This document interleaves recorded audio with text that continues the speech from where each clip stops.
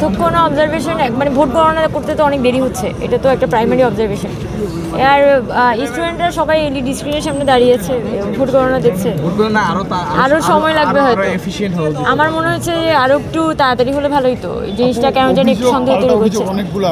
আর আমি হচ্ছে যে আমরা পুরো জিনিসটাই আসলে বুঝার চেষ্টা করছি, আমরা আগাম কোনো মন্তব্য না করে একটা অবজার্ভ করে আমরা আমাদের ভিউ পয়েন্টটা তুলে ধরবো আর কি। আপনি একজন প্রার্থী, সেক্ষেত্রে আপনি কতটা আশাবাদী বা আশা করছেন সবকিছু? এটা নির্ভর করে, অনেক কিছুর উপর নির্ভর করে। এখনই আমি বলতে পারবো না যে এটা, কারণ আমাদের কাছে সলিড প্রুফ নেই, সব কিছু তো আর আসলে উড়ো খবর আসছে কানের কাছে। সো সেই সব কিছু বাদ দিয়ে আমার মনে হয় যে যেহেতু একটা ইলেকশন হয়েছে, সব স্টুডেন্টরা এসেছে, আমরাও এটাকে এনজয় করেছি। এর পাশাপাশি সামনের দিনে যাতে ডাকসুটা রেগুলার হয়, সেটার জন্য সুষ্ঠু ফলাফল হওয়াটা গুরুত্বপূর্ণ এবারের ইলেকশনে। সো আমরা চাই যে এটা একটা সুষ্ঠু নিরপেক্ষ ইলেকশন হিসেবেই একটা ইতিহাসের পাতায় লিখে থাকুক। এই জন্যই হচ্ছে যে আমরা চাই যে ডাকসুটা যাতে রেগুলার ভিত্তিতে হোক, এটা আমাদের হক, আমাদের শিক্ষার্থীদের একটা অধিকার, এটা আমরা প্রতিষ্ঠা করি।